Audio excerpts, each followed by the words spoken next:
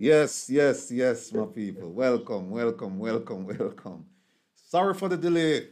And we're going to have to get the FBI to check this out because apparently every time we get ready to start, especially when we have some, and we always have hot topics, but a topic like today's topic, we usually get some interference. And the interference, they don't start like when we start up the system, like, 2 or 3 hours before. They start like just around broadcast time. I'm talking like within a minute or so.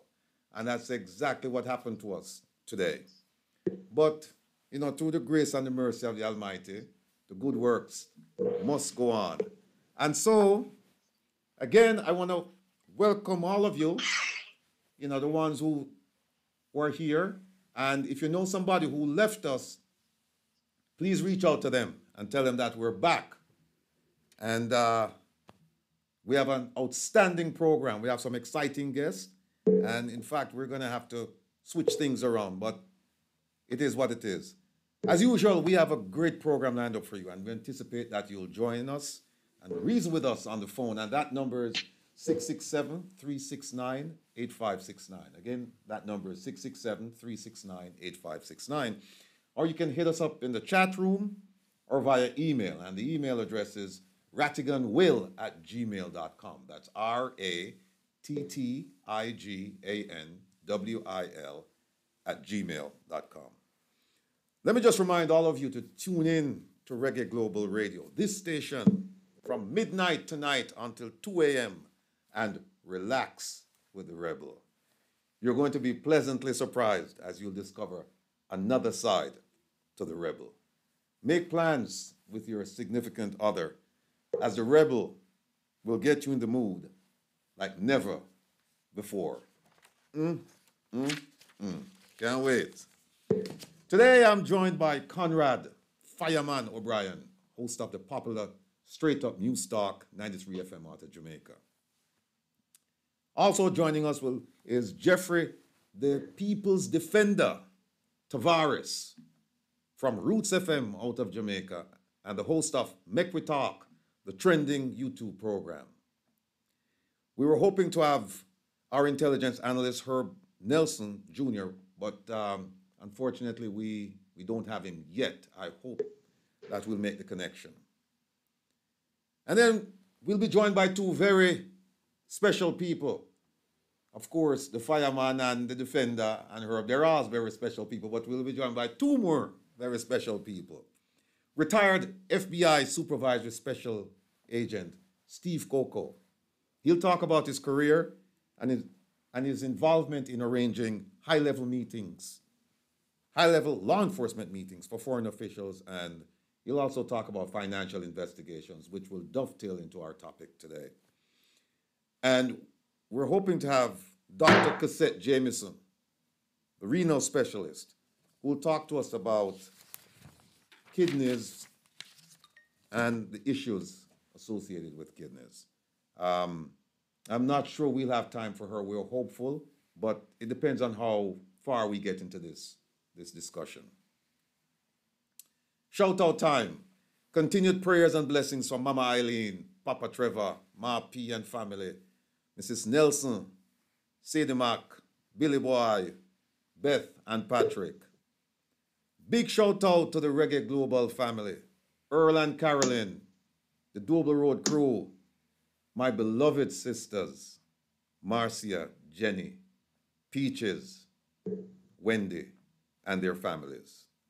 And last but not least, the Rollington crew, Admiral and Donovan. Love all I know, like Sunday dinner. Now we have an update. As I mentioned last week, the Ministry of Agriculture and Fisheries and the Ministry of Finance did not respond to my request within the 30-day period.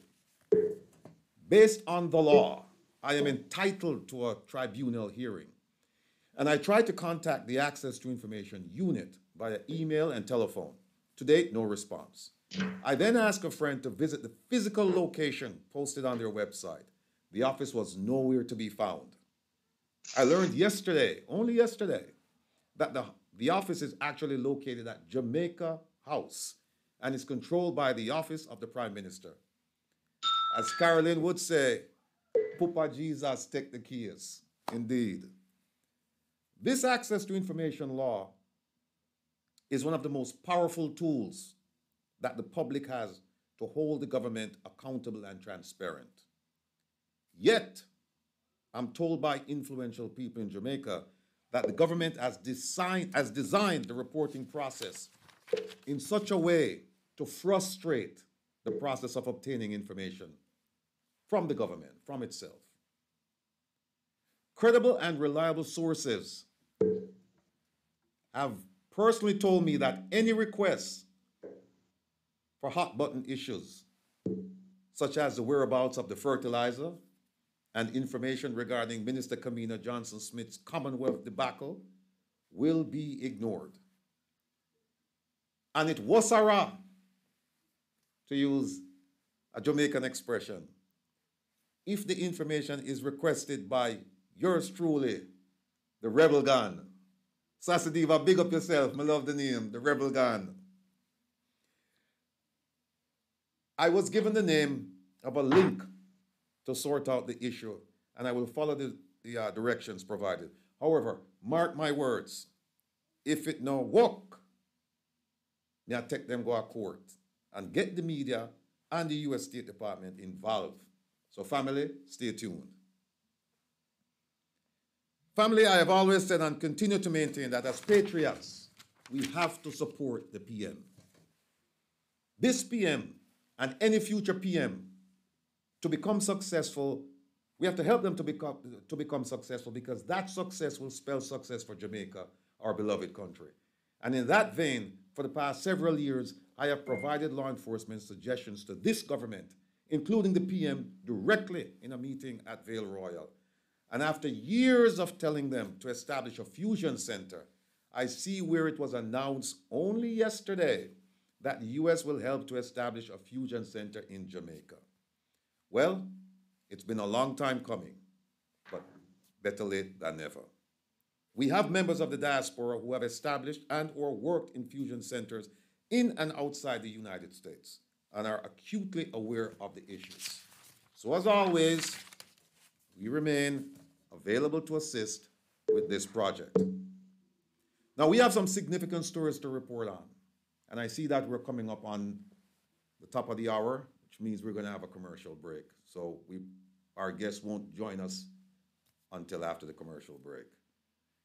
We have some significant stories to report on, including the alleged child molestation case involving the founder of the Embracing Orphans organization. We also have the story of the Jamaican Olympic Committee's failure to provide Beverly McDonald with her bronze medal. I think we're going to take a break now because it's almost the top of the hour, and we will rejoin after the short commercial break. Now, I was just told that I lost 3 minutes on the other side of the hour, but that's fine, because the program is still going to go on despite all the delays. Anyway, as I was saying before, we have some significant stories to report, including the alleged child molestation case involving the Jamaican Olympic Committee's child molestation case involving the founder of the Embracing Orphans organization. Also, the Jamaica Olympic Committee's failure to provide Beverly McDonald with her bronze medal she earned from placing third in the women's 200 meters final at the 2000 Olympics in Australia. And we're also planning to do the assessment of the worst ministers in the cabinet. And we are talking about ministers Chung, Williams, Tufton, and Johnson-Smith, among the others. I don't know why the PM no hurry up, do the right thing, and chuff them out of the cabinet, because we can't wait. The suspense a kill we. So, however, we are going to put those stories aside for today and fully focus on the financial scandal involving SSL and the investors, including the man, the legend, the icon, Usain Bolt. The fireman will take the stage, and he will provide us with a background and the latest development of this story. And then we'll reason about it. So family, feel free to participate in the reasoning. And again, I'm joined by the fireman. I'm joined by the People's Defender. That's Jeffrey Tavares with the Mequitalk background, And of course, the youngster you see right there wearing the glasses, the honorary Jamaican, retired FBI supervisory special agent, Steve Coco, will join us from, but I won't give his location because everything's secret about this man. Yeah. So fireman, the floor is yours, sir. Please take it away. Thank you very much, my friend and brother, Will Rattigan, the rebel. And indeed, it's a pleasure joining you all, Jeffrey, and our brother here, former FBI special agent. Remind me of his name? His name is Steve Coco. He's my brother from through the lineage of our grandmother. Okay, good. All right, so Steve there, excellent. Glad to have you here, man. And indeed, let me just begin by saying that this is the day that the Lord has made. Let us indeed rejoice and be glad. It's another beautiful Saturday afternoon right here in Jamaica. Of course, you know that there is no void of beauty and this rock called Jamaica. The sunshine, the plants, the breeze, everything about this place is excellent as it relates to the ambience. However, as it relates to governance and so on, we continue to be plagued with some very, very, very awful situation, whether it is in the private or indeed what we're seeing happening in what you could describe as the public sector, the private sector, and also public sector agent. Now, I just briefly want to say something, and I'm speaking with a certain background here. Of course, I'm a trained financial advisor. I worked in the financial sector back in the day when we had that meltdown in the 90s, and the government of the day, led by P.J. Patterson and his finance minister, Dr. Omar Davis, had to do a lot of things to basically buttress the system, because what we faced then was a weak regulatory system. So there wasn't, for example, a regulatory body like the one that is now under the scrutiny, right? So therefore, it was through the hard work that we saw that institution emerge, and its main function was to regulate and indeed to step in when we see what's happening at SSL, all right? And I'm talking about the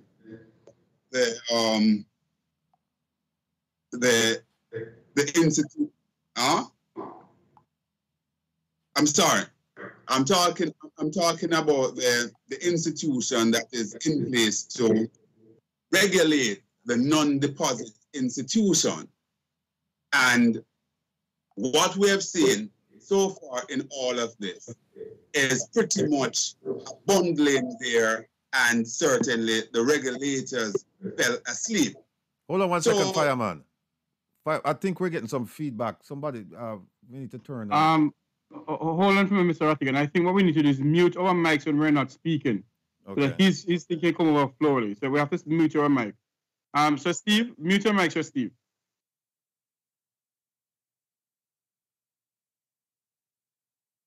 Yeah, man. So I was saying that the regulatory body that is now in place, they absolutely fell asleep, and hence we saw what took place at SSL.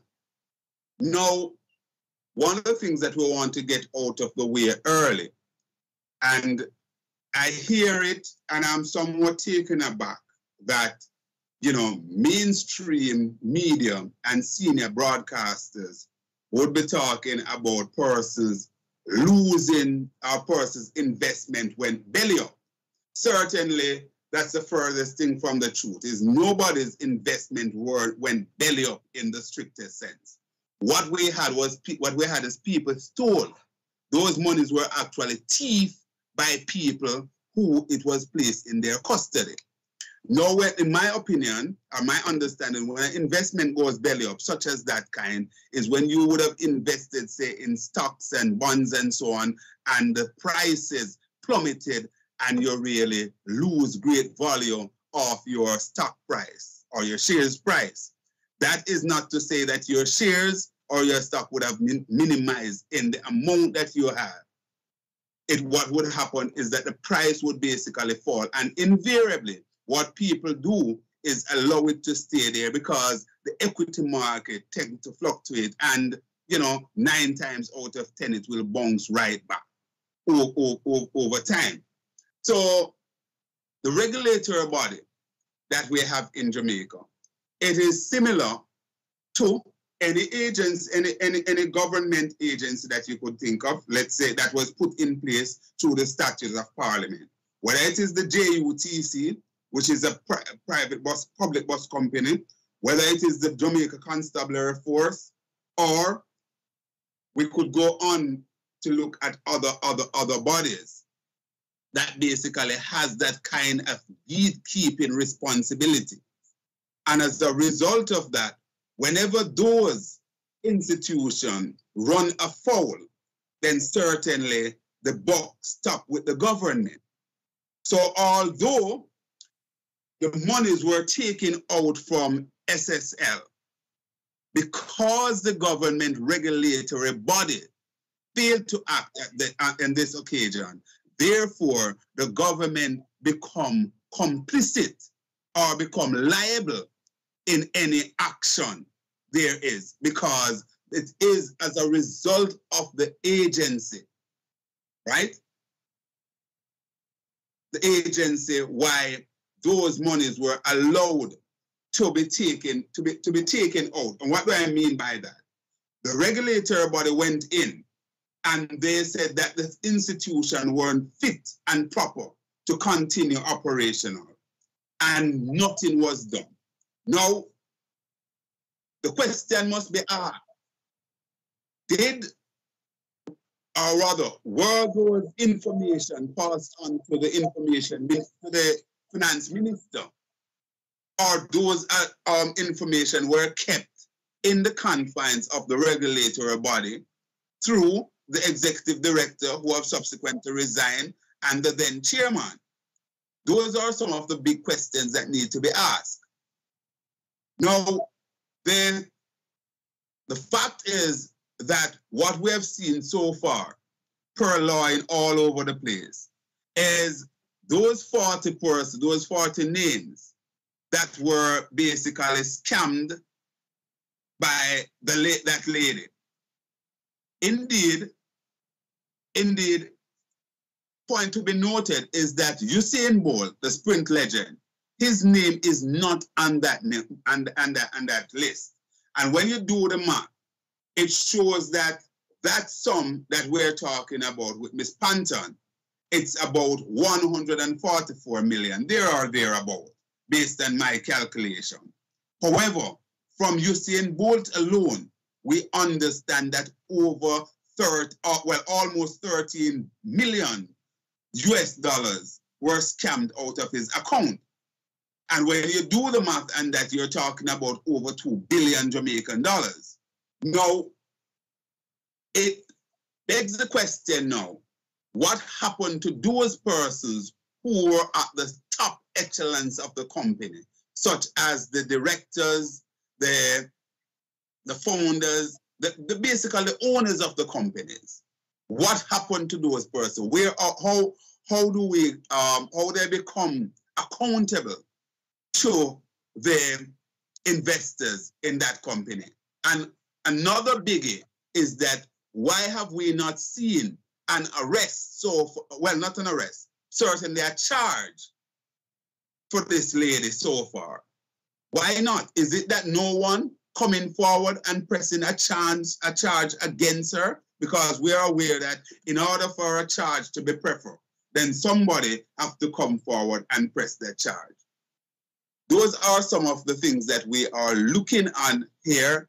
And indeed, it is basically set off a great firestorm right here in Jamaica, the major and also overseas, the major international network, news network, they are in on the story because of one person, Usain Bolt, who would have scammed in excess of 2 billion Jamaican dollars, almost 13 million United States dollars.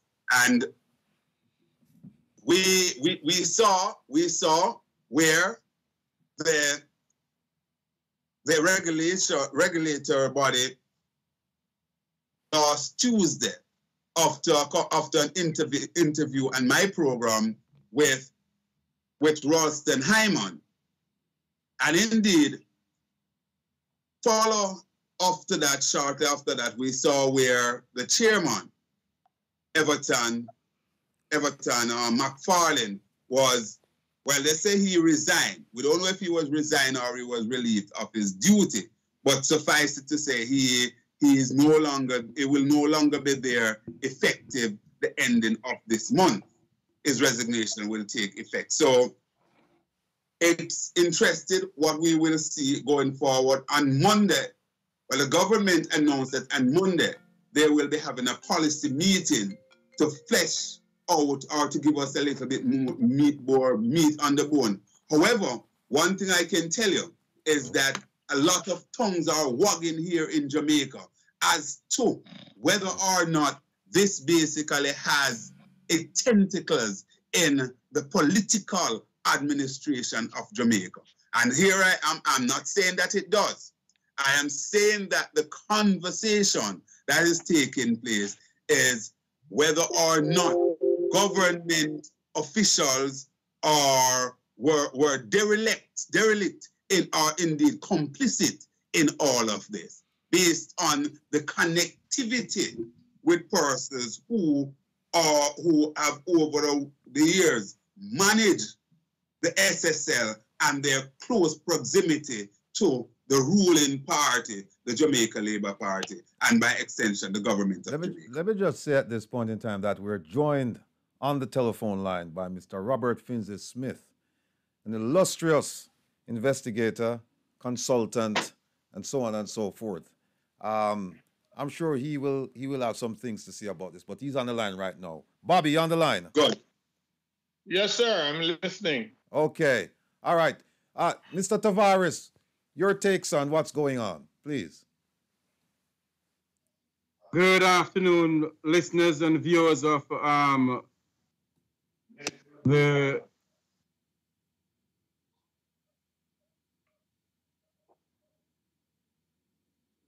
You okay? So like he dropped notes. Jeffrey. Yes, sorry about that. Good afternoon, everyone. You know what is going on in Jamaica? It takes so many of us to go on our broadcast, on our programs, to ask of the Prime Minister to address the nation in what is going on. That is to show you the level of respect I have for the Jamaican people. And you know, a lot of Jamaicans are questioning themselves. Is our money safe in the banking sector? Is our money safe anywhere at all? And why is it that until now,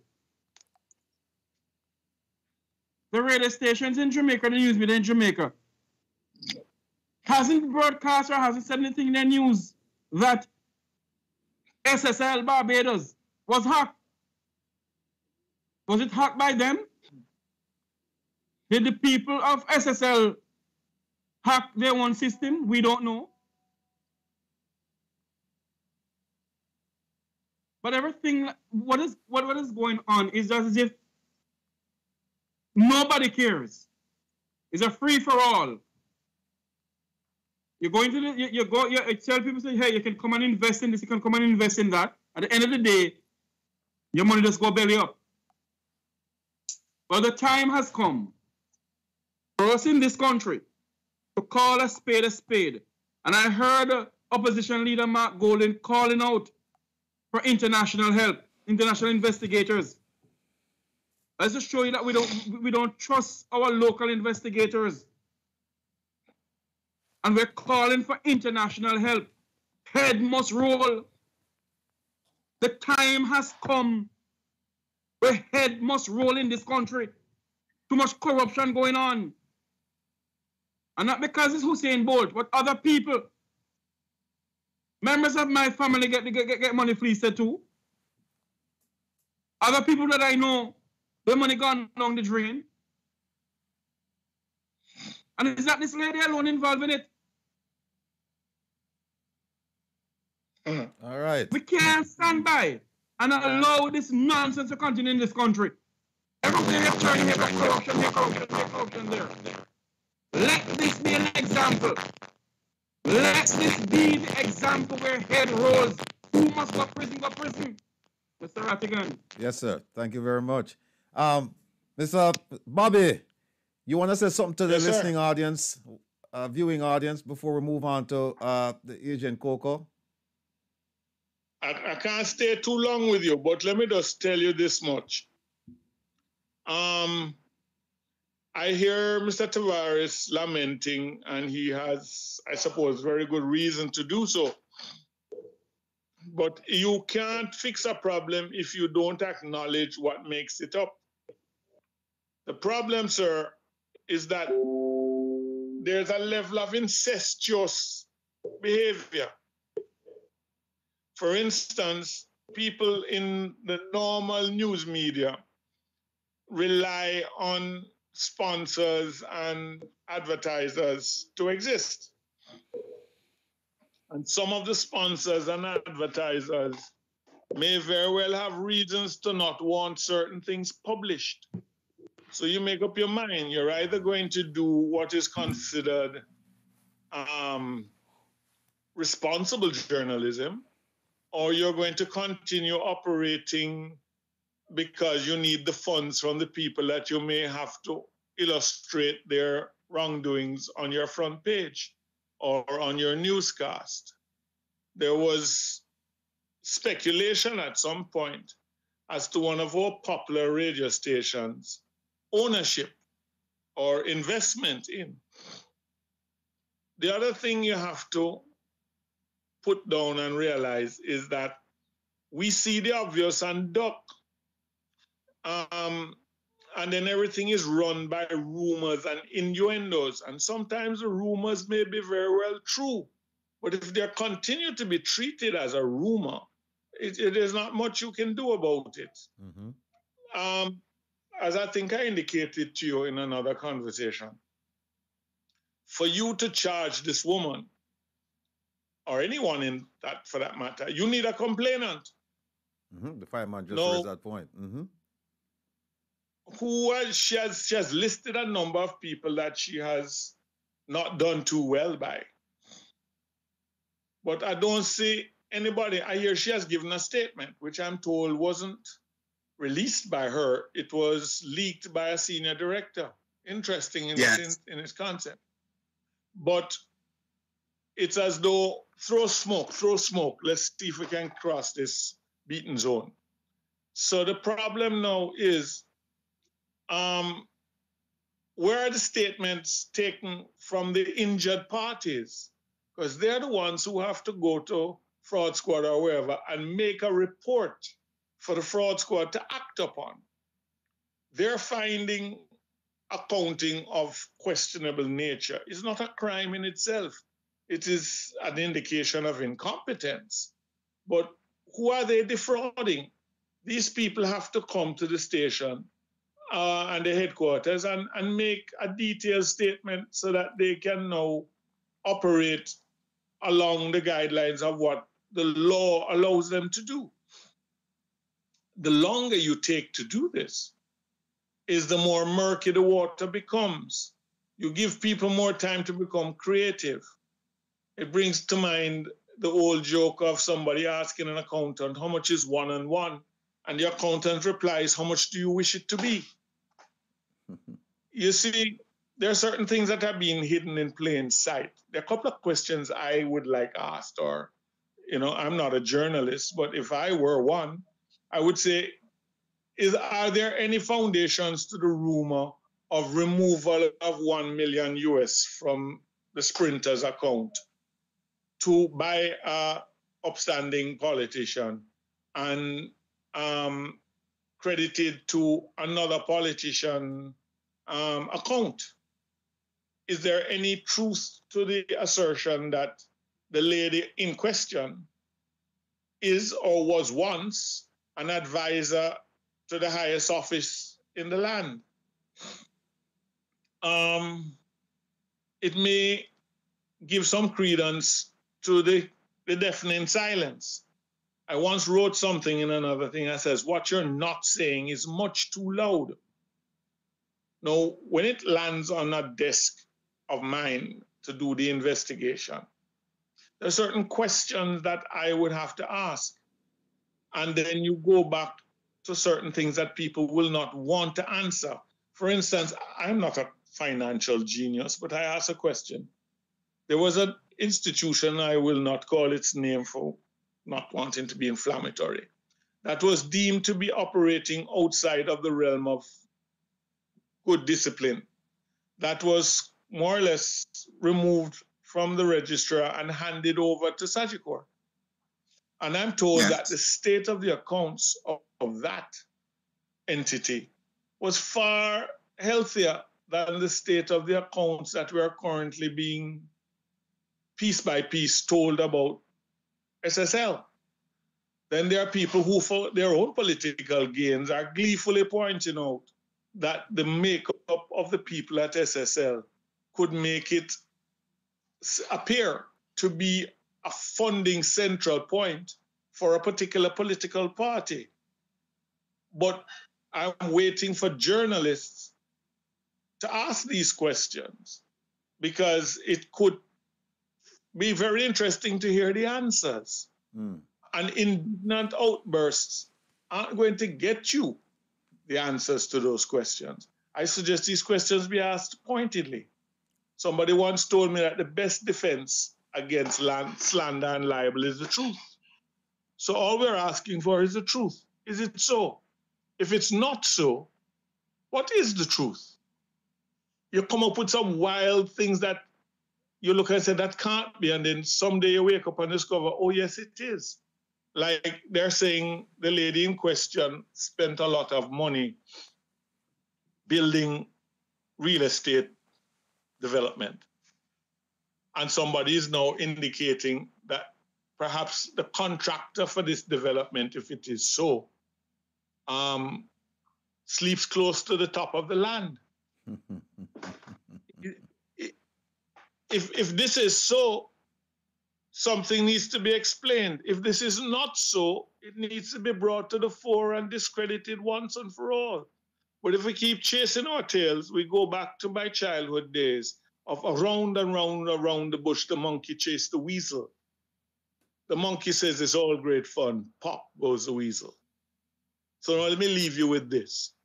Has it occurred to anyone that our international credit rating may take a bitch of a lick over this, and our place to do business rating may plummet through the cellar, not even the floor? And who is doing anything about it? All right. Well, my friend Rebel, before you allow Bobby to go.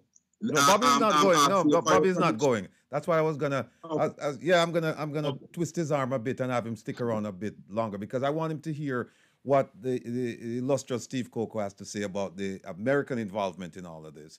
And then, okay. So, but go ahead with your piece.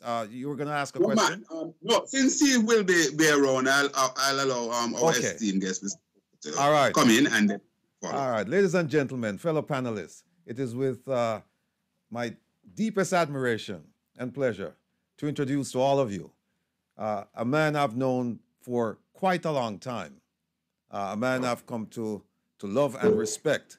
As I said, I tell him all the time that we're brothers from a different mother. He knew my mom very well. He was part of my family, and I was part of his family.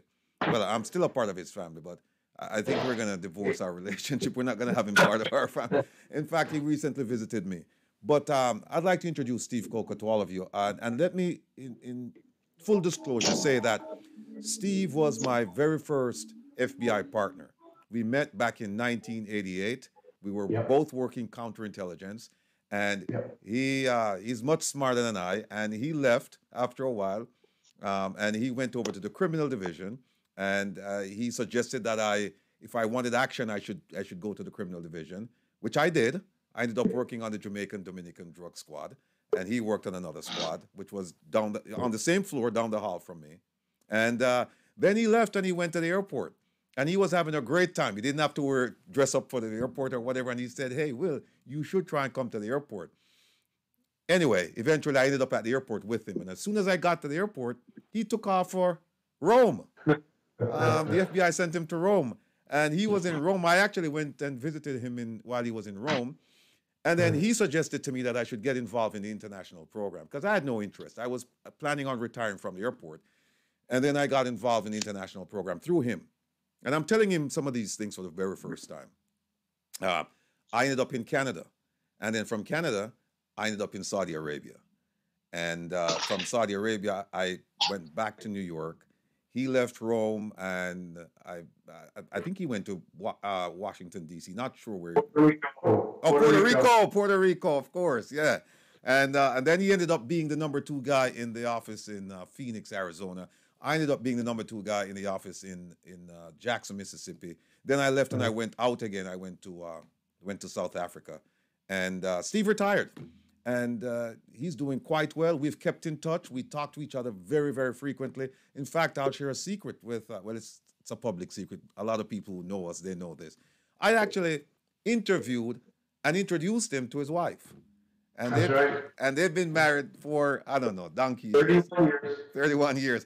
And he and I, we've been to Jamaica many, many, many times. In fact, at one point, he acquired the patois skill, so much so that when we went to Jamaica, the guys at the airport would say they didn't want to deal with me because I'm the foreigner. They wanted to deal with the yard man, Steve Coco. So, Steve, go on, my brother. Talk to me. I'm pleased to be here, and it's very interesting to listen to the conversation so far. But I'd like to be able to share just some of my own perspectives and experience. But I'm just wondering how to focus a little bit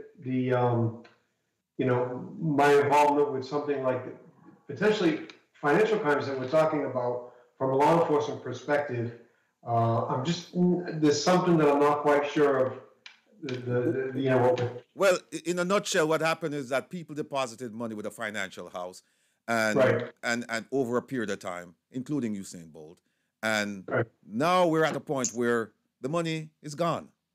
And Right. So yeah, no, I got that. So, but we see that frequently in the United States too, as you can imagine, and we see it in other countries too.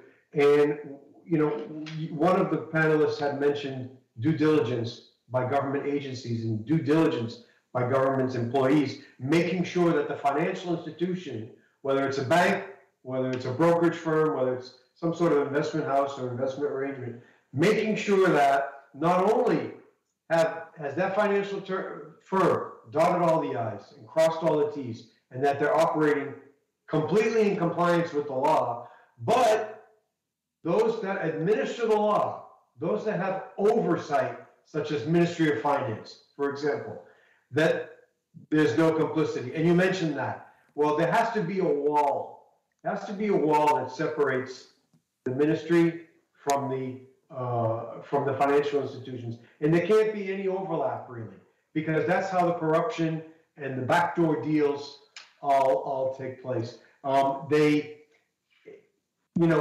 you're going to have a role in oversight of banks, and if you're going to have a role in the oversight of the investment side, the public investment side of a bank, then you have to make certain that you're not cutting corners and you're not going around all the rules because you have a friend high up in the investment bank that's doing you favors as well. It's totally corrupt, and you have to have that strict wall of separation there. all right, let me just divert just a bit, Steve, because I have to ask you this. You were in Rome for how long were you in Rome? 4 years? Those 4 years. Yeah. 4 years, right. And by the way, Steve speaks he speaks patois, and he speaks I think like 3 or 4 languages. What he speaks Spanish, Italian, right? And and some and somewhat.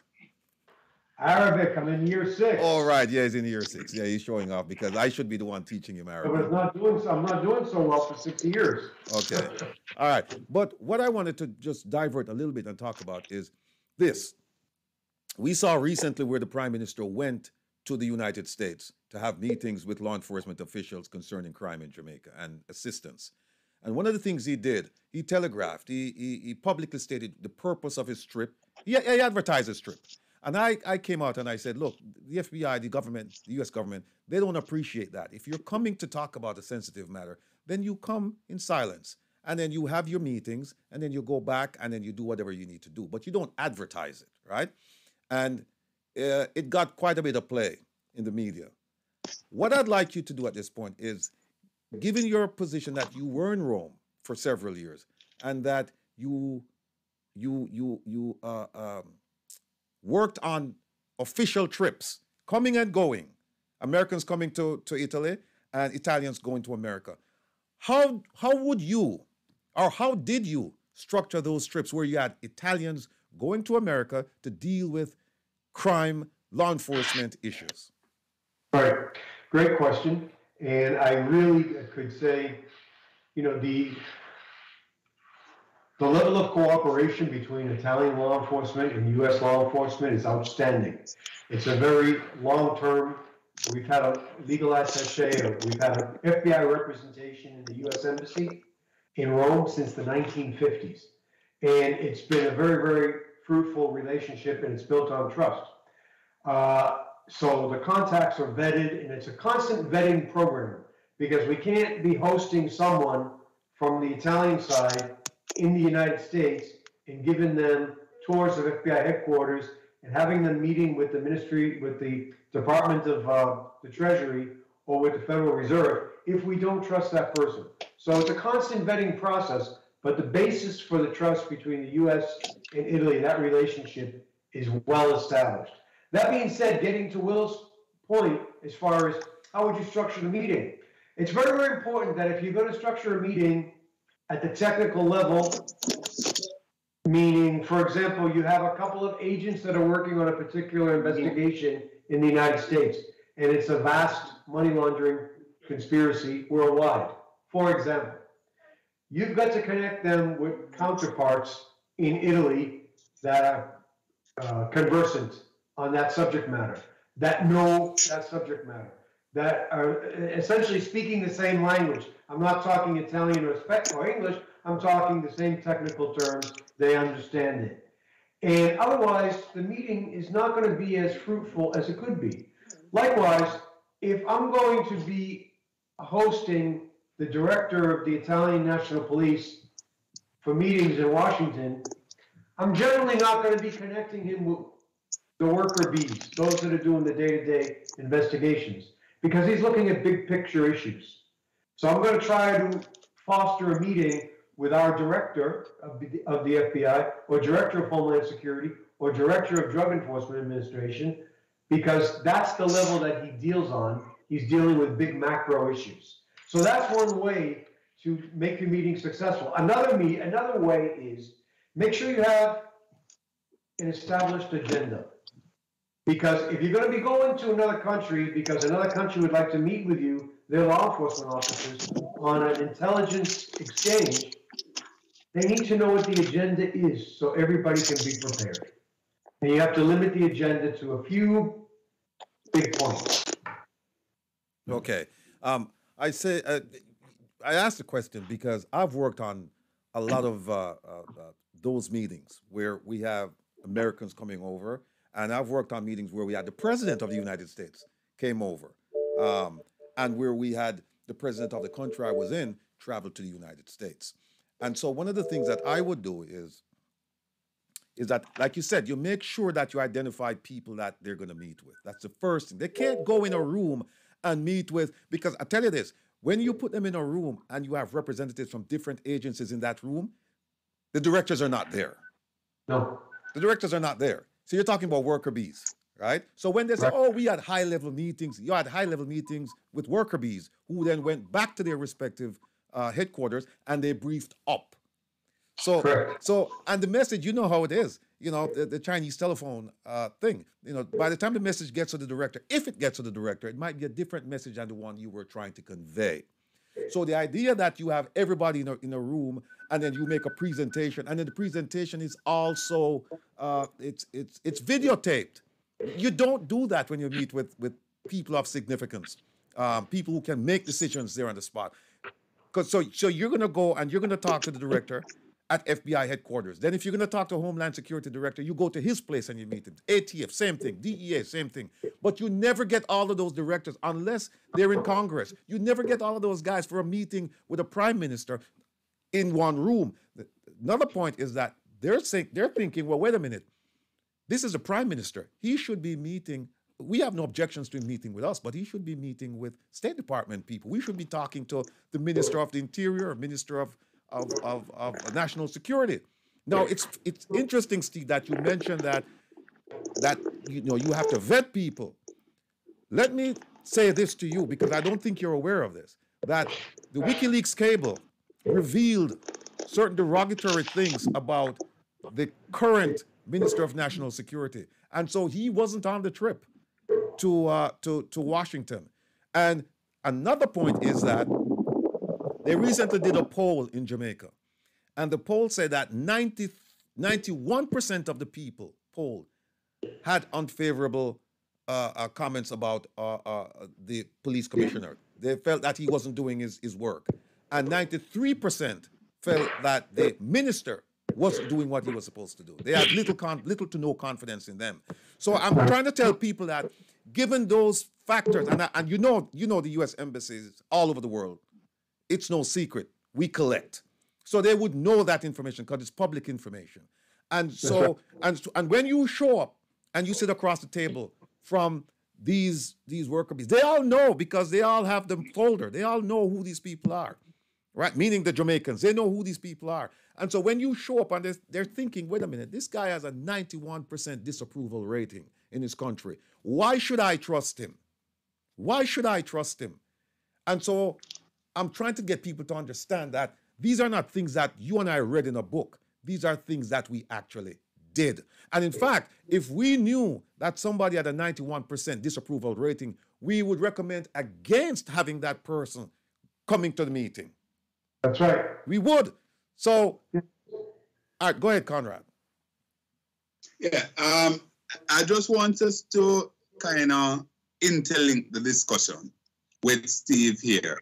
Tie it back into the Jamaican scenario. Granted, as you know, that what we're hearing is just bits and pieces of everything. But based on your knowledge, Steve, and also Ratty, you would have had similar experience as well.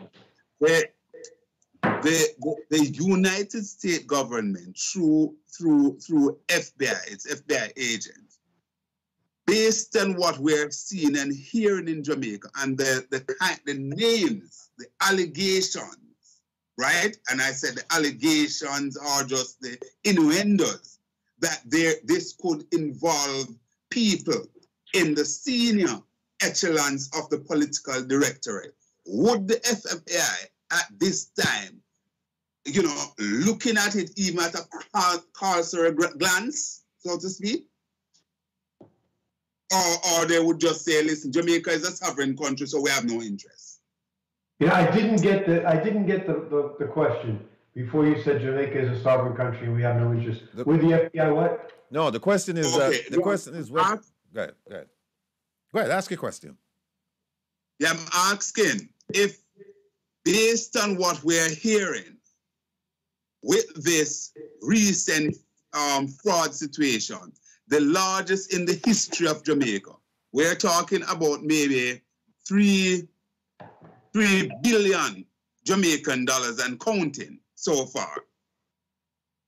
How the FBI operate in tandem with the U.S. State Department and so on. And based on the names that we're hearing floating around, the allegation, just basically people putting out various things out there and so on. Would the FBI at this stage basically looking at Jamaica, even at a cursory glance, or they just say, listen, this is Jamaica is a sovereign country, they're having their little problem out there, we have no interest?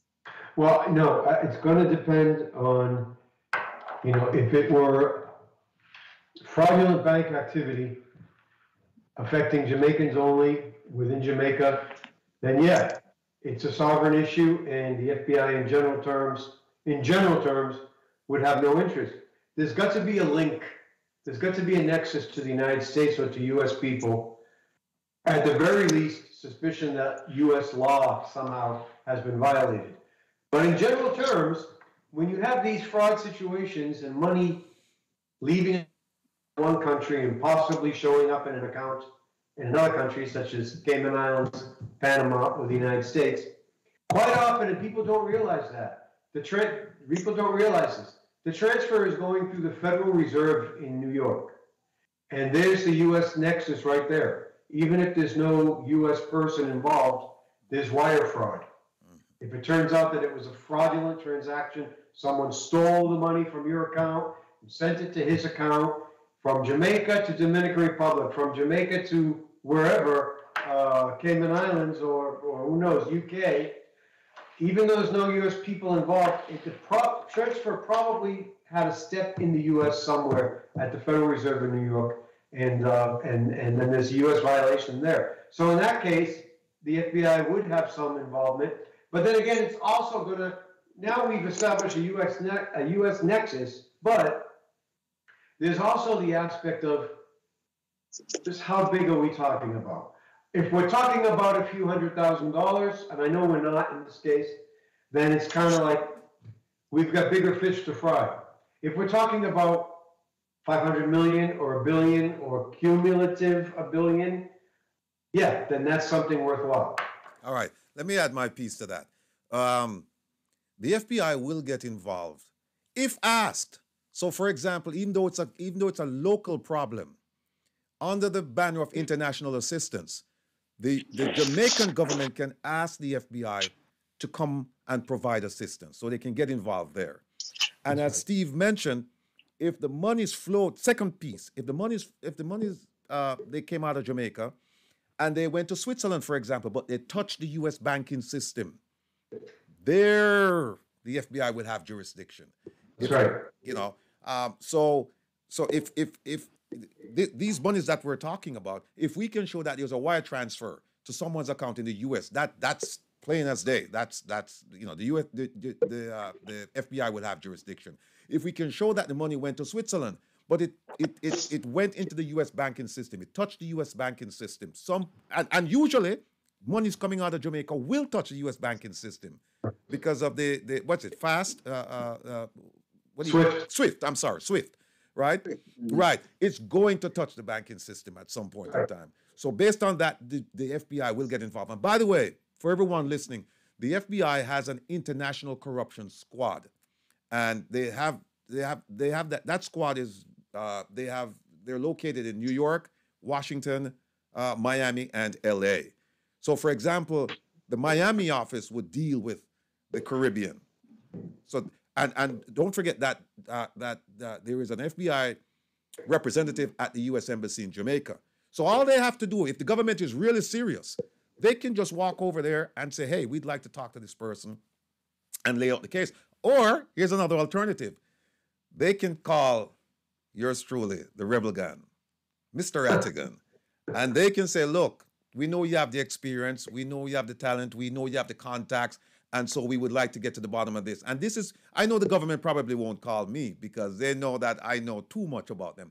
But the victims, Mr. Usain Bolt, if you're listening, you need to get in touch through the fireman or through Jeffrey Tavares and reach out to Mr. Rattigan.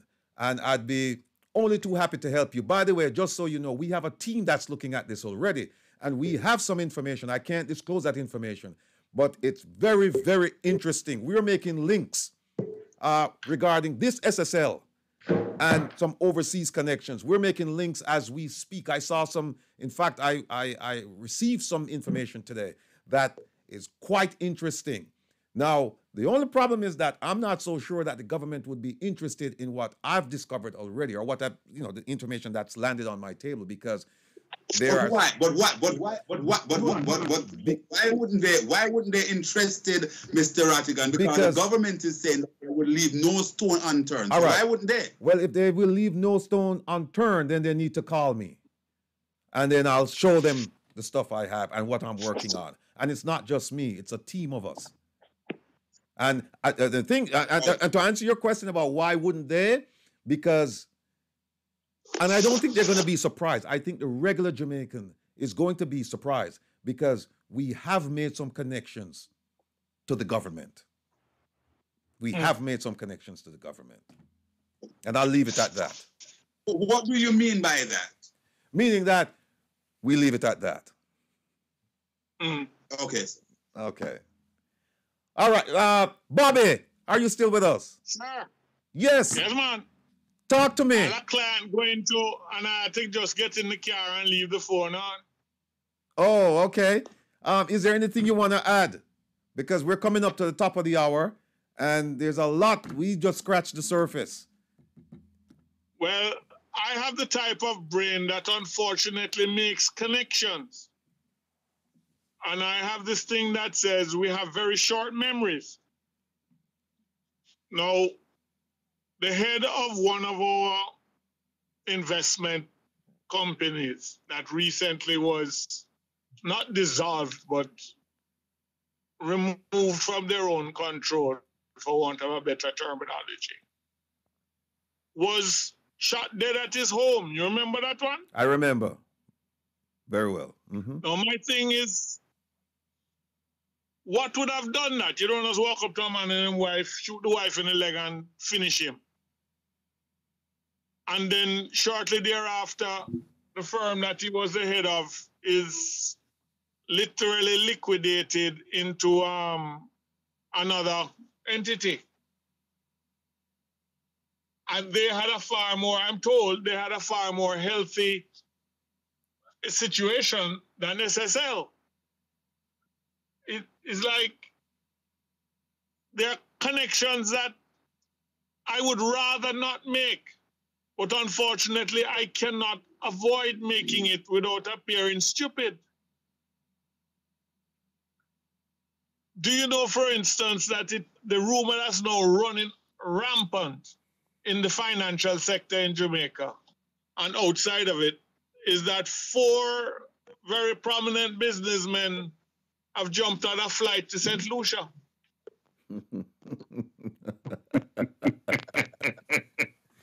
Mr. Rattigan? Yes, we're making connections to St. Lucia. We have made some connections to St. Lucia. And it's almost, how can one put this delicately? It gives you the impression that somebody is saying, somebody pass me a broom, or somebody said, broom, hand me a mop. Yes, indeed. Yes, indeed.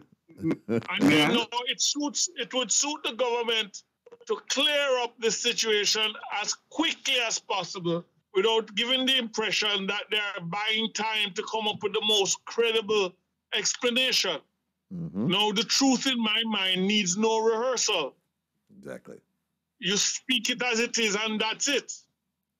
My problem is that consumer confidence is falling by the minute, which can make the financial sector in Jamaica take a big lick. And that is not good for any of us. And the rumors fly, they say rumors fly like bats in the night. Where it's like somebody opened the entire bat cave. Because what is happening now, for instance, you have a rumor that the head of the country has deeper interest than is on the face of it that it may have been a source of funding for elections. All of this is not good for people to be postulating. And if it isn't so, come out and categorically say it's not so. Put people's mind at rest. Am I making any sense, or am I sounding... No, you are. You like a are. raving You are. lunatic? You are. Let me see. All right. While we do that, let me just say that Steve is he has to make his leave, like Bobby. He won't be coming back because he has to take care of some very important business. We hope that Bobby will rejoin us.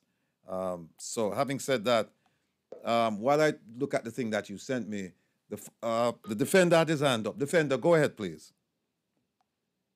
Steve, before you go, I hope I can ask a question before you go. There's something with your microphone, Jeffrey. Are you hearing me now? We're hearing scratches in the background. Go ahead. You hear me a little better? All right, go Okay. ahead. Yeah. Yes, Steve. If for instance saying that the owners of SSL, you don't hear me now? Steve, yeah. I hear you, but it's very, very scratchy. Yeah, it's scratchy. You have a fan or something on there? All right, are you hearing me now? Yeah, loud and clear. Yes, it's because of this stupid thing. I don't have a fan, I have air condition. The question is this now. If a company, if the owners of SSL should basically open a company in the United States, how would you, in the sense of figuring out if that company has a link to SSL, or is it that that company that open has some funds from SSL into that company? Okay, if I'm understanding correctly, but the term that you're using, FSL, is that financial lender, or is that, what does that term mean? It's the investment company in question. It is the investment company that is in question. That's the that's. Mm-hmm. It is Stocks and Security Limited. It is Stocks and Security Limited. That's the name of it. Yeah. So if an investment firm from a foreign country wants to operate in the United States, and there are tons of them, all the European investment banks are here, all the Japanese investment banks are here, Canadian, even South American investment banks, and they make a ton of money on investment banks. Investment banks make a ton of money on high net worth individuals and investing for pension funds and investing the money of prime ministers, presidents. They make a lot of money on trading fees and everything else. But yes, there's a whole process of due diligence. The reason why is these investment banks are subject to Security and Exchange Commission, the SEC, which is part of the Department of the Treasury. They're regulated by the Securities and Exchange Commission. And before the Securities and Exchange Commission gives them authority to operate in the United States, because they're doing transfers all over the world. So it's not limited to one state. If it was operating just in one state, I think the SEC would have less oversight. But before the SEC gives them permission to operate, there's going to be all kinds of due diligence as to the bank's financial status, the bank's in the whole country, what it's doing. Is it under the microscope? Is it being investigated? And can they actually do what they're reporting to the potential clients that they can do? Do they have the connections, the wherewithal? Do they have the trading capital? All that stuff. So yes, there's an extensive process. It's not overnight. It takes a long time. Let me just okay. Go ahead. For instance, saying that Usain Bolt is an American citizen, all right, and he has dual citizenship. He's a Jamaican in America, but he has dual citizenship. And he reached out to the American government and said, "Listen, $13 million has gone." Yeah. Can the American government assist him by that because he's an American citizen? Can you repeat the question? Can the American government do what? Assist him in that way. Well, see, now we're talking about, if it turns out that he's one crime victim, they certainly can, but, you know, when it comes to international liaison and all that, yeah, no, he'd be a crime victim. $13 million is a lot of money, so they can assist him. There's no guarantee he'll ever get any of the money back, because, you know, I'm dealing with a fraud case myself on a person from Spain who was asking for some assistance, and he lost some money in the United States, much, much less than what Usain Bolt has lost. But I said to him, look, we'll do what you can. I'll make a report. I'll do my investigation, and then I'll refer it to law enforcement. Because right now, you know, I'm not a law enforcement officer anymore. But I can tell you, with that amount of money, this case in Spain, your money's gone. You're never going to get it back. And these fraudsters are in the wind. We're never going to see them. The most we can hope for in this case with the guy in Spain is that we track down how it took place. He's not going to get his money back. But in the case of Usain Bolt, yeah, I mean, that money's probably gone many times over. It's unlikely for him to get the money back, but maybe we can identify the culprits. So what you're saying then, it is a possibility that Mr. Bolt will never see a dime of that $13 million over 2-point-something billion Jamaican dollars? What I'm saying is, it's a possibility that he'll never see it again. It's not a guarantee. We don't know where it is. We have to see where it went. But see, with the Usain Bolt case, if it turns out that the financial institution in Jamaica, where he had his deposits, if it turned out that there was malfeasance from the inside, which it seems like there might have been, then that might make it a little bit easier. But if those people on the inside of that bank or financial institution, if they started sending it to people and contacts in different countries, so once it leaves Jamaica, it's going to be hard to get. And now once it comes to the United States, let's say there are some co-conspirators in the United States that receive some of the money. Well, now we've got to show that they knew it was a fraud, that they knew it was illegal, you know, and it's doable, but it's a long investigation. Before you go, Fireman, let me just add this. Somebody, there are a few questions in the chat room, and then someone, a dear friend of mine, she's listening with an ex-banking friend of hers, and she said, how can the American government get him his money back? They can't. They can scare the Jamaican government or the company. Well, let me answer this. They can. And here's how. If a complaint is made to the FBI office in Jamaica, or the FBI representative, because the FBI, well, they have an office, the legal attache's office, and the investigation reveals that the money touched the American banking system, and they track and trace those funds to homes, banking accounts, cars, whatever, and it's determined that these are ill-gotten proceeds, they can seize those property, they can sell them, depending on the court order, and then they can return the money to Mr. Bolt. However, what Steve is saying is that it's unlikely he's going to get his $12 million back. If he gets some, it's going to be pennies on the dollar. That's usually, it's usually nothing or, 5 cents on the dollar or something like that. He's not going to get his $12 million back. And then the question also is, if they pay him, what about the other victims as well? They've got to pay them. Fireman, go ahead. Good. And that's dovetail right into my question here, because this is hypothetical. Steve, the United States system, the regulatory body that you just mentioned, we have our regulatory body is similar. It's called the FSC, the Financial Services Commission. Now, that was put in place in the 1990s when we had that meltdown, so that would be a kind of firewall, so we don't have this. So that institution was supposed to go in as soon as they picked up these irregularities and so on. Now, what we're picking up is that the FSC was derelict in its duty, so much that the chairman has gone. Now, the fact that that is a government institution and they had basically derelict in their duty, meaning that they did not carry out their oversight, their responsibility, as it were.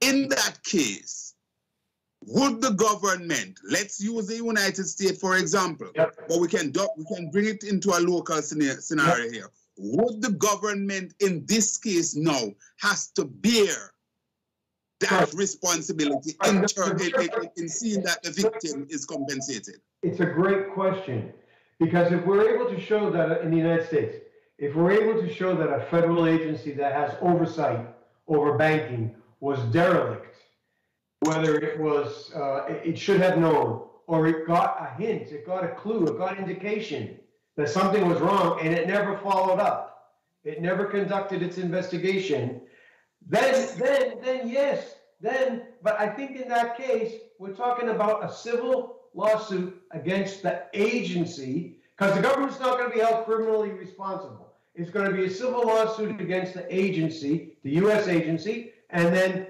most likely, if they can show that the agency was negligent, the agency is going to make that victim whole. They're going to pay. Well, Steve, the case is over. It's cut and dry, because the agency itself, through their own report that they went into the organization and said, they basically flagged a number of things, and they did not send in an interim manager at the time, neither did they close the door of that particular company. So it's cut and dry. These folks can get back their money. Well, let me just add this to it, Steve. And I think it's important for all Jamaicans, to understand this. The Financial Services Commission, right? Yeah. The chairman and the board of the Financial Services Commission are appointed by the Minister of Finance and approved by the Cabinet of Jamaica. The Minister of Finance, is Nigel Clark. He has been ballyhooed and described as the golden child of finance. In fact, at one point, Jamaica's stock exchange was acclaimed as the best in the world, and he's at the helm of this. So now that but put it in context. We attained that level before under Dr. But let's just talk about the present, right? So we need to set the record straight. But if we keep going back, then we're going back. Let's just stay where we are right now.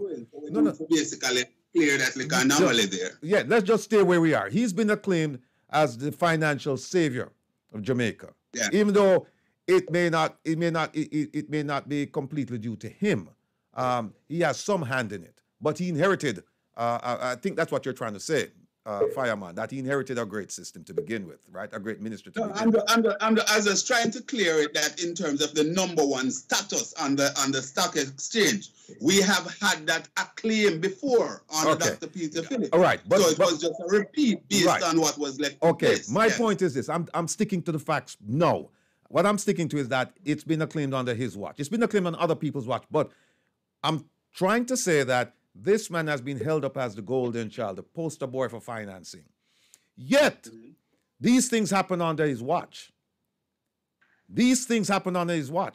And we haven't heard the cry for him to go. I mean, it's kind of premature at this point because the investigation is still ongoing. But I think his reputation is going to be, if it hasn't yet, been besmirched by all of this, and rightly so, because we haven't heard from him.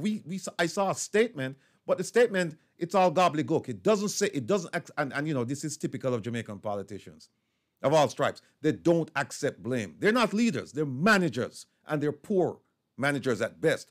And I can give examples over the last 6 years where ministers, they fell down on the job, they fell asleep at the wheel, and then they blame the tires, they blame the person who sold them gas, they blame everything, they blame the car manufacturer, they don't blame the driver, they don't blame themselves.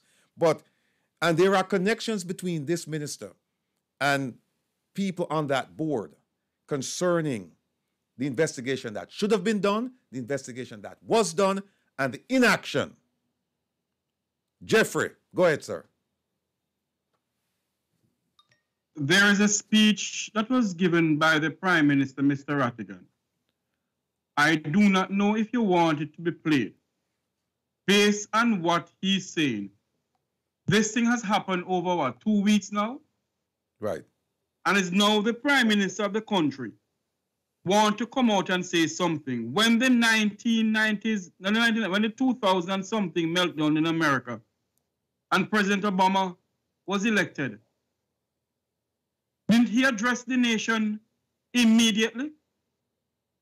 That's a show of leadership. So how is it that our Prime Minister of our country decided to address the nation when he feels like addressing the nation?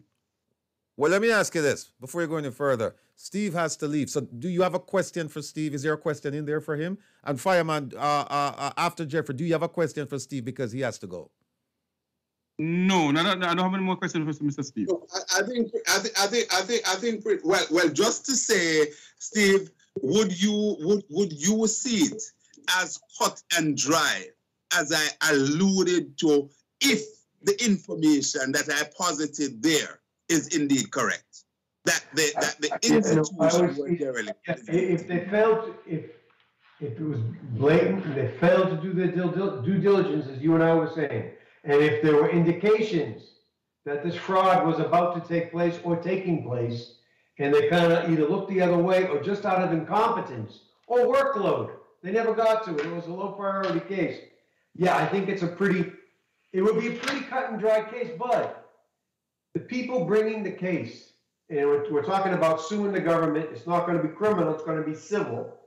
They're going to have to line up everything very methodically to be able to get anyone's attention and say, this happened, this happened, this happened, here's the date, here's the evidence, this happened, here's what he said, here's the phone call, here's the email, here's what happened, and they did nothing. It's going to have to be very, very clear, because there are a lot of victims that contact the government looking for help. In this case, the victims have to contact attorneys and get attorneys to take on the case and sue the federal government, or at least threaten the federal government with a lawsuit and saying, hey, here's what happened. If you want to avoid the lawsuit, let's settle this. All right. Look, Steve, I want to thank you on behalf of my panelists. Well, thank you. And everyone. Thank you for inviting me, and it was nice talking to all you guys. And hope to see you again sometime. And don't be a stranger. Don't be a stranger. Bye. Don't be a stranger. All right. All right. Yes, you were saying, Jeffrey, that when President Obama took over and the meltdown, he addressed the nation, and that's a sign of leadership. And you're saying there's no leadership here and you wanted to play something. Please go ahead and play it.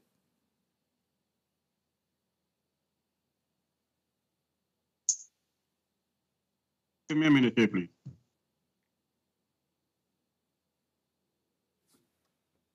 This morning, I received a general briefing from the Minister of Finance, representatives of the FSC and the FID, the Commissioner of Police, and the Attorney General's Department on allegations of significant fraud at Stocks and Securities Limited, a non-bank financial institution, which is of grave national concern.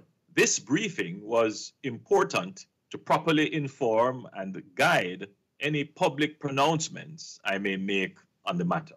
Like all Jamaicans, at home and abroad, I am thoroughly disgusted and upset by revelations in the public domain surrounding this matter. I'm very concerned and sympathetic to all those hard-working Jamaicans who, at this moment, are uncertain of the status of funds they have invested with the institution in question. While every investor's distress must be equally acknowledged, there is a dimension of a heightened public sense of betrayal, which I share, that a national icon who has brought so much pride to all of us is also a victim of the alleged fraud. Having had the benefit of the brief, I can confidently say to the nation that all the relevant government entities are seized of the urgent nature of this matter, the great public concern, and the suffering of the victims. I am satisfied that the entities understand the implications and the potentially complex nature of this matter and the need for transparency, diligence, and prudence in all their operations. The coordination within the law among the various entities was also evident, which is a good sign for efficient and timely action. A thorough investigation is being undertaken to identify the perpetrators and colluders involved in the fraudulent activity with a view to bringing them to justice, as well as to trace the funds and secure forfeiture of assets acquired with the stolen funds. The affected investors and the public can be assured that the investigative and prosecutorial agencies have the necessary competencies and resources and have already started to act decisively to gather information and evidence. No effort will be spared in uncovering the full extent of the fraudulent activities and in bringing the perpetrators to justice. While this matter has sparked immediate fear and general concern, there is absolutely no need for panic about the strength and soundness of the financial system as a whole. As a result of significant reforms implemented over the last 2 decades, Jamaica has a strong and vibrant financial system in which the public can have confidence. Our financial system is recognized as the leading financial market in the region, and it is a source of competitive advantage for us. The public can rest assured that the government will be proactive in ensuring that there is accountability and probity in the exercise of public functions, and that our policy and administrative response is effective in continually strengthening the financial sector and protecting the investing public. The Minister of Finance has already indicated that he will update the public on certain policy and administrative actions that the government has already decided to give effect. Now, while I understand the hurt and upset all Jamaicans feel at this time, I urge the public not to fuel panic through speculation and baseless assertions. Given the potentially complex and litigious nature of these matters, the government must ensure that it verifies every bit of information it gives to the public. This may sometimes create a short lag in updates and responses. The public should also be aware that for legal and other reasons, the authority... All right. Go ahead. Wait, Fireman. Jeffrey, go ahead. You know, when you listen to what he's saying that no stone will be left unturned in bringing the perpetrators to justice. Prime Minister Andrew Holness, people of this country is holding you accountable for what you just said in this statement, that there will be no stone left unturned to bring in the perpetrators to justice and to also find back the money. Let me make something clear this evening. I don't know about anybody else on this platform, but I, Jeffrey Tavares, will be continuing talking about what is going on. There's information coming to Mr. Rattigan and myself that we can't say anything about it now. But I hope you, Prime Minister Andrew Holness, and your office do not stop the investigation if it leads to the parliament of this country. Mr. Rattigan. Conrad. Yeah, well, certainly we all have been getting the information. I think the information is basically generally the similar information that we're getting. However, we have to keep our powder dry because there are some things that we just can't say, you know, until that. I just want to say also, weighing on 2 things. One, as it relates to the Minister of Finance, you know, and the FSC. The FSC obviously had gone in based on their own reporting. They had gone in, and minutes are there and so on to buttress all of this. They had gone in and they stated the ill health of the financial institution. The question is, my friend, did FSC report this to the Minister of Finance? Ardley Shaw at this bat of the wicket, as it's his turn at the wicket, and fast forward to Dr. Nigel Clark. did they inform either of them? And if they did, what did they do? And indeed, if both ministers, even though Shaw is not in the capacity there anymore, Nigel is there now. If they were informed and they did nothing, then certainly the head of both ministers would have to roll. I want to move now to the Prime Minister's pronouncement or speech just now. And indeed, I want to join with the Prime Minister in saying that the banking system in Jamaica is quite robust, and by extension, the financial sector is robust. Remember now that what we're seeing here is not a situation where there were poor investment choice that was made by the wealth advisors or the financial advisor or the investment house. It is a situation of playing thief. Hold on one second, Conrad. Hold on 1 second. Caller, you're on the line. Go ahead, please. Yes, Mr. Rattigan. Thank you for taking my call. You know, I hear all the eloquent speaking and all the SAT words, but I'm not preparing for an SAT test. Please speak plainly to Jamaican people. All you people speaking from the courtroom. We're not in a courtroom. Speak plainly to Jamaican people, man. If you want to get their attention, plainly. Okay. You want to give me an example? Talking about you seeing both getting robbed, right? And all the entities are lined up to do certain things or certain things. Speak plainly to Jamaican people, man. In language we can understand. This is upsetting to me. Let me ask you a question, caller. Do you understand what we're saying? No, I'm not taking an SAT. I don't understand what you're saying. No. Then simply put, all you had to say was, hey, you know, I don't understand what you guys are saying. But it sounds to me like you understand, but you're speaking on behalf of other people. Yeah, plainly, I don't understand what you're saying because you're speaking to me. Okay, so let me ask you, you understand nothing we've said so far? I don't understand the SAT words. No, forget about SAT. I'm asking you a very simple question. Do you understand anything we've said so far? I'm trying to You're not answering the question, caller. I ask you a very simple question, and I don't want to argue with you. I ask you a question. Do you understand anything we've said so far? And I'm saying to you, no. You don't? No. Okay, all right.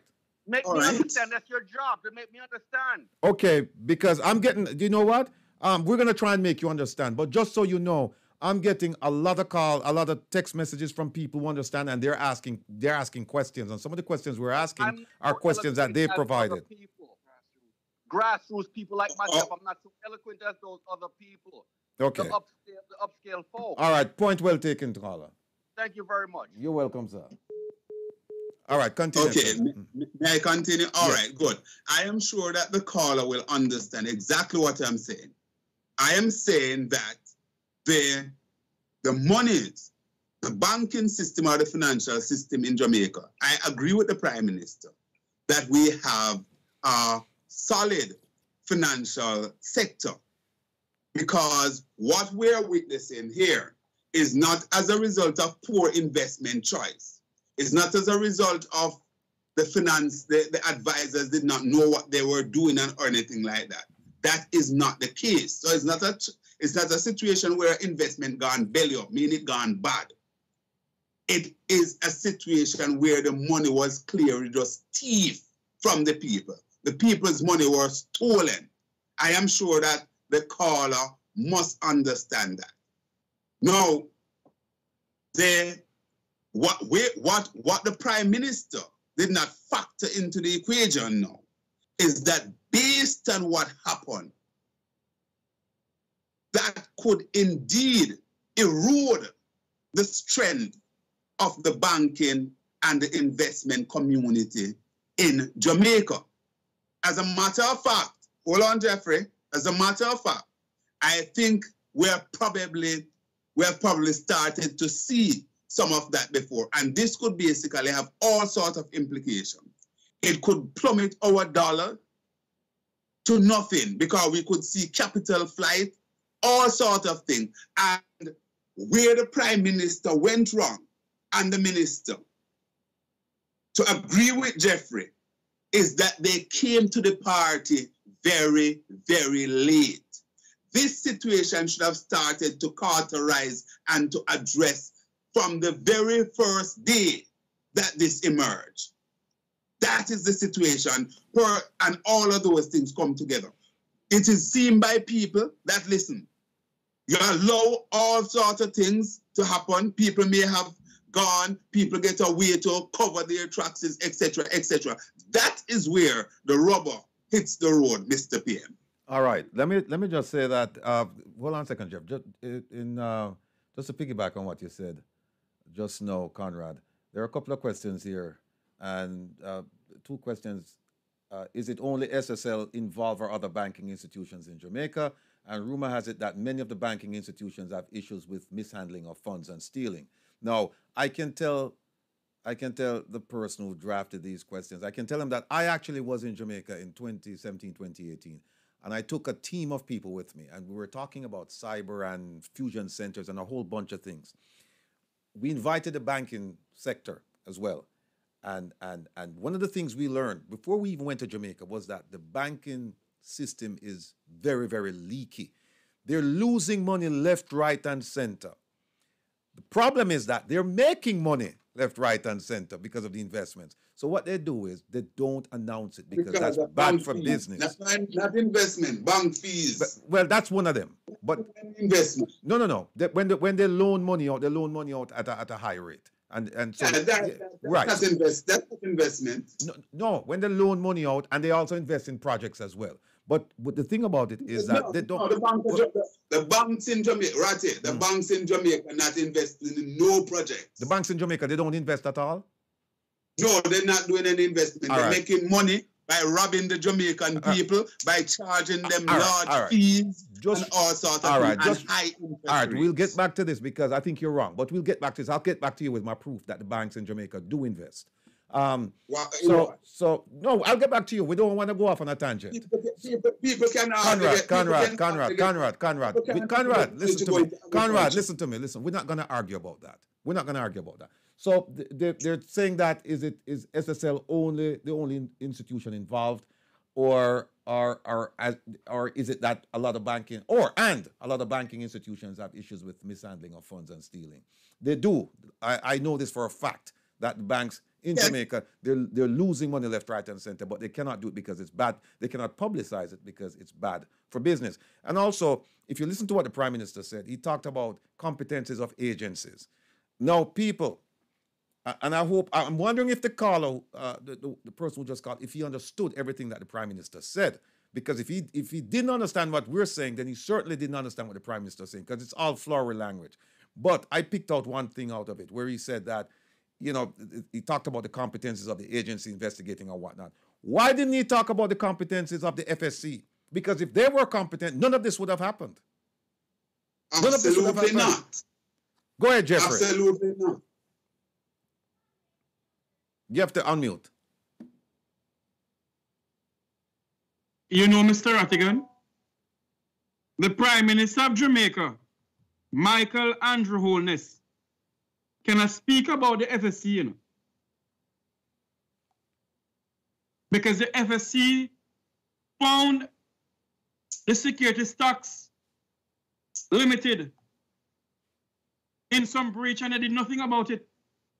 Absolutely. Because it came from the highest of the highest in the country to leave it alone. So the Prime Minister of Jamaica cannot dare go down that road with the FSC. And they come out when they feel like to come out to address the people of the country. When billions and billions of poor people money. Because Usain Bolt started from nowhere. But the people who have money inside there, it's save up the little chip and save when they get. And put it in there. And these people sit down and know what the hell is going on and did nothing about it. And coming and giving some highfalutin speech about, let us see. I hope you allow the investigators to take their course and investigate. And what Mark Jefferson go, and let me make something clear to everybody this evening. I, Jeffrey Tavares, not a member of the political party. I came to my country by labor plane, not by airplane, not in the political party. Yes, And I hope he take up the offer. And what Mr. Golden said, to get international investigators to come into the country and investigate what is going on. Because some people have the vum-va-van, the vum-va-vee involved in this hanky-panky. Wilfred Rattigan? My friend Wilfred, may I? Yeah. What happened? I will basically make a disclaimer here. I don't know who made any call. I don't know if any call came from the highest office of the land. I have to be responsible. I don't know that that is so. But what I am prepared to say is that it befuddles the mind that a career civil servant for in excess of 30 years, and in this case, I'm talking about Mr. Everton McFarlane, who understand these issues at the highest level, would have worked across administration, political administration that is, would basically sacrifice his career by seeing these glaring problems that was documented by his officers at SSL and did not take any action. While on the flip side of it, as our good friend Bobby said earlier, that institutions that were in much healthier position were actually closed by the FSC. I sent you a document there, Wilford. I have the document. Please share it. I have the document. Let me just say that. Let me just say that the investigation has just begun, and that a lot of the things coming in, they're just preliminary stuff. They need to be vetted. They need to be researched. But based on what I know at this point in time, I think that the government is going to have a lot to answer for. And some of the things I have, there is no answer. There is no answer. So we'll wait and see how things shake out. But right now, it's not looking too good at all. Jeffrey, go ahead, sir. Unmute, please. Unmute. Unmute. A lot of people may say, why Jeffrey Tavares is just talking about Usain Bolt. I'm not really talking about Usain Bolt alone, you know. Usain Bolt came from Trelawney, a poor young man. His parents push him along with one of his teachers. I think it's what, William Nib High School, or whatever the high school is. Push him. Yeah, William Nib, yeah. Yes. Push him. And he got to where he is. And you're saying to me, his own country rob him? Huh? How does it look in the international community? How does it look? And the Prime Minister and the Minister of Finance didn't say anything until they feel like they see fit to say. You know what? How does it look? You know what? Let me just say this: that it's sad that this happened to one of our most beloved citizens. But let me also add this: that think about this, people. If Usain Bolt was not involved, would the story get as much coverage as it's getting now? If poor people money were involved, if only poor people money were involved in this, would it get the coverage that we're getting now? I know for a fact. I know for a fact when it comes down to me, that I would speak out against it. I would speak out blatantly. And as I said before, it is not Usain Bolt alone that is involved. I know people who has worked Chupan's halfpenny and save and put it in there. Hold on for me, fireman. And save and put their money in there. And it gone like Sammy Mouth. It gone like butter and melt away like butter. Nothing. And you're saying to me This reminds me of the 1990s when people commit suicide. Huh? This is what going to happen where poor people just dead and nothing. Their money gone. Let me just interrupt for a second because the fireman sent me a list of questions and they're quite interesting and he wanted me to share them with the wider audience. So let me just read from the top. Read from the top, Mr. No, it's a lot. It's a lot. So I'm just going to talk about question number. And we don't have much time. We only have 15. We have less than 15 minutes.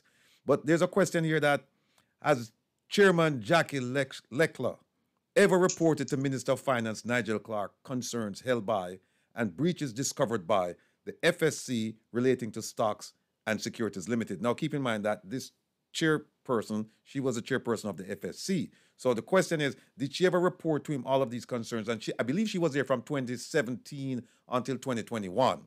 There's a follow-up question. If yes, did Minister Clark advise the Prime Minister or Cabinet of these concerns and breaches, whether verbal or through a report to Cabinet? So now the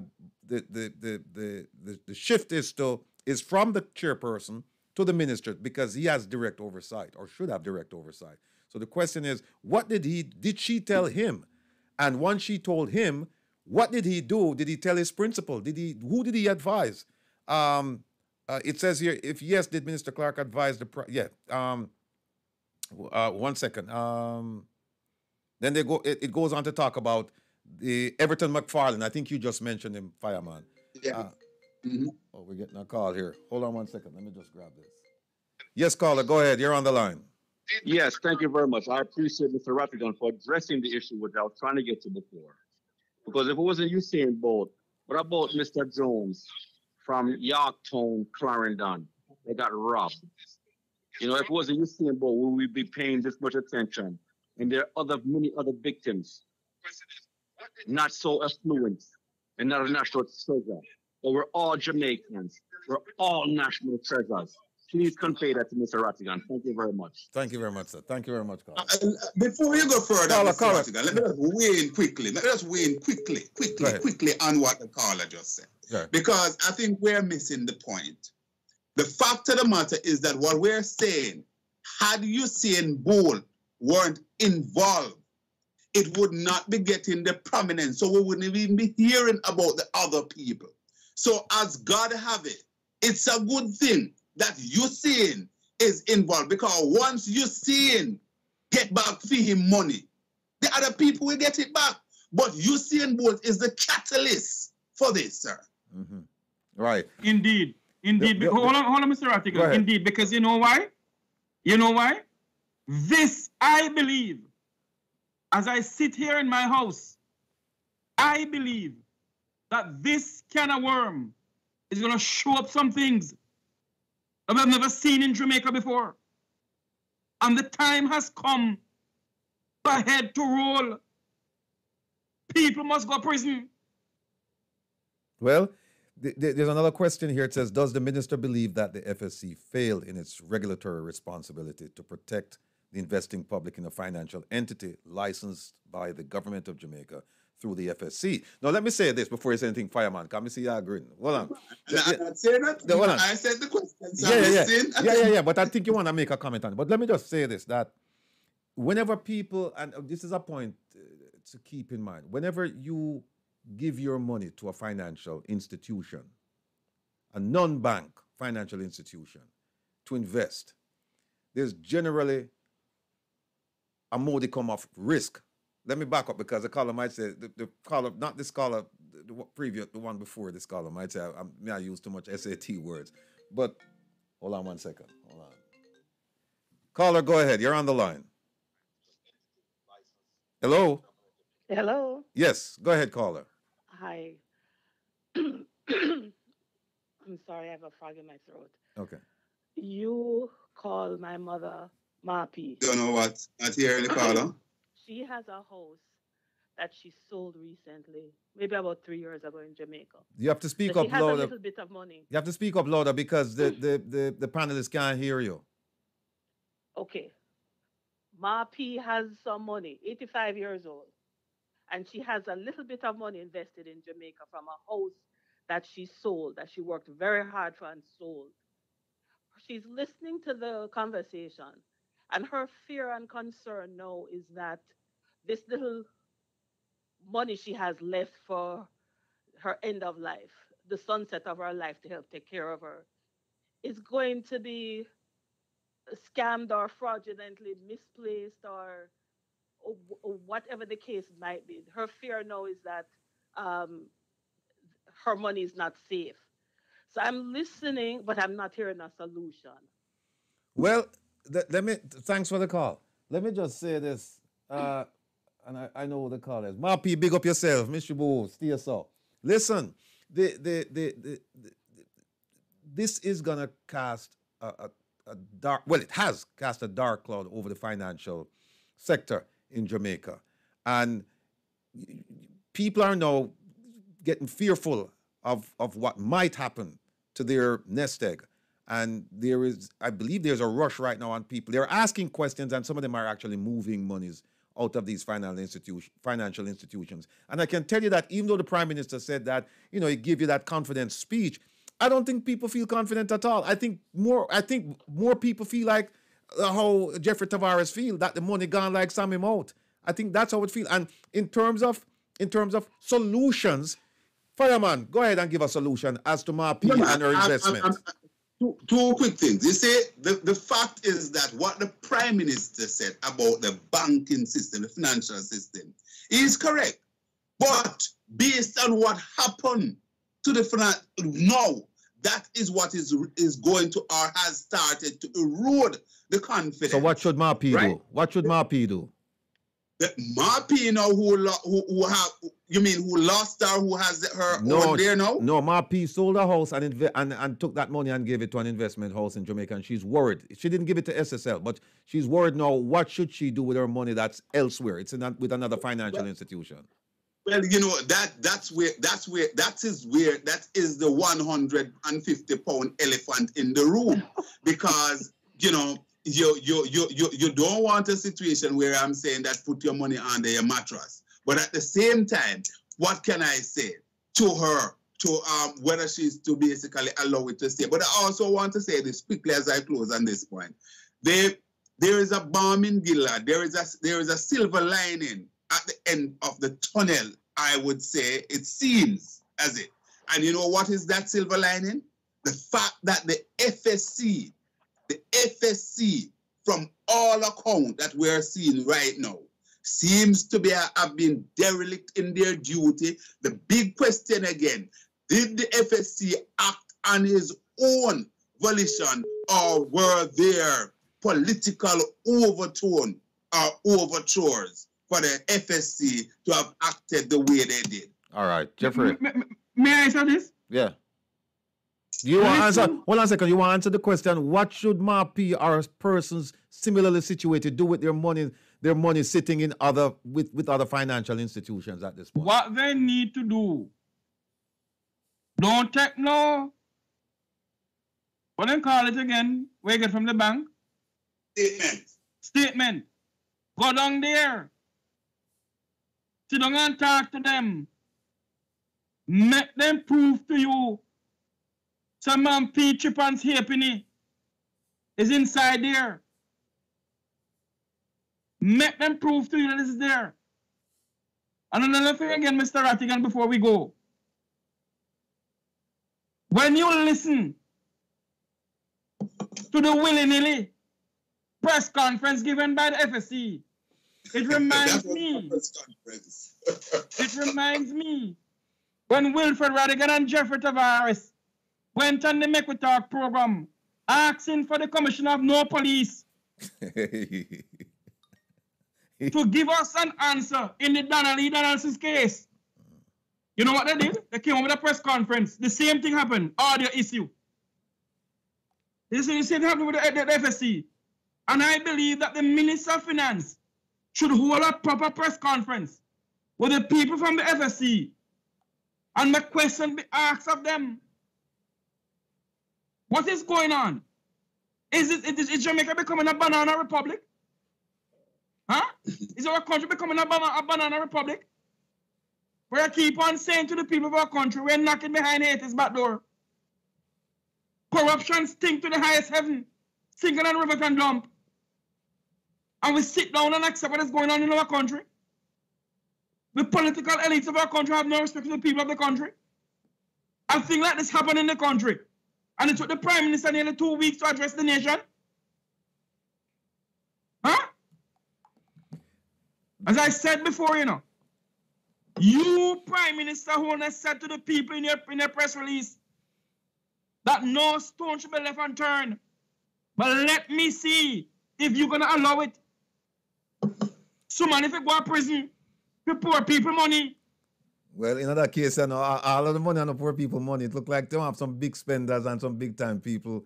And whosoever is in the elite of the political arena must tell the nation where they get for their money from. That's a very good point you touched on right there. And that's why I think that somehow this investigation, we might have to pull some teeth because it's going to uncover a lot of things. And you have something in Jamaica called the proceeds. What called proceeds of act crime? Something like that? Proceeds of Crime Act. Right, Proceeds of Crime Act. And so people will now have to explain how did they come, in with such good fortune and get all of this money. It's popularly called the poker. Right. Listen, we have a few minutes left. We need more time to discuss this, and I think we'll carry over the discussion into next week because I'm sure things will be uncovered. I'm uncovering things. Fireman is uncovering things. The Defender is uncovering things, and we have a small team of people in the diaspora. They're uncovering things. They're sending things to me every day, and these are things that are vetted. These are no rumor. These are things that we can prove. But like I said before, if Usain Bolt and the victims, if they're interested in finding out where the money went or where the money is, them need to call me. Them need to call Rattigan. Them two men upon the stage with me, them have my number. Them can call me, and we have a little team working. We can work out something, and we can help resolve the issue. Now, before we go, we have a few minutes left. Watch out, people are calling. Hold on 1 second. Hold on. Caller, go ahead. You're on the line. Hello? All right, caller gone. All right, we have to wrap this up now. Hold on 1 second. Conrad, go first. Wrap this up, quick. All right, cool. Well, listen, just to end on a slightly different note. Well, first of all, I think that we need to see a thorough investigation in all of this. It's going to be very interesting here in Monday. We understand the Minister of Finance is coming with some policy issue and so on. I think we need much more than policy issue at this time on this from the Minister of Finance and by extension the Prime Minister on Monday. Also, I want to say that we witnessed the 67th annual prayer breakfast earlier this week. I think it was on Thursday, yes? 15 seconds. And I'm saying that, it's time come for us to move that prayer breakfast out of Pegasus. Poor people in a get up in some breakfast, use the money there. Prepare breakfast for the people and get one shut up pass. All right. Caller, go ahead. Caller from Jamaica. Yes, Mr. Rattigan. It's a pleasure to be on your show. What I find very strange is that the police has not really given any in-depth press conference as to the level of investigation, what is happening so far, and what will be the course of action or the players that they are looking at. They have not said that. Well, it remains to be seen. I know what they're going to say. They're going to say it's preliminary right now and that they're doing their best and they can't reveal certain sources and methods and information and so on and so forth. And we're just going to have to live with that. But caller, I have to run. Thank you for your call. Next time, come back early. All right? Jeffrey, finish up, please. Well, all I have to say in this, let head roll. Let head roll down Timbuktu. Poor people, money must be given back. All right. And if a politician is involved in it, tell where you get the money from. If you want to hear more of this, come on over to the Mekwita Javatavirus YouTube channel with Fireman and the Rebel. We'll be over there. All right, people, we have to go. Thank you for staying with me. And don't forget, midnight tonight, you have to listen to the Rebel. You have to come and relax with the Rebel. And I promise you that you're going to have an enjoyable time. And again, thank you for listening to the program today. Next week, same place, Same time, tune in, because Jamaica is a content-rich environment, and we're going to have a whole bunch of things to talk about. If you notice, we only talk about a few items today, and we have a whole heap of things we have to talk about and follow up on. So again, thank you very much. All right, Jeffrey will join you.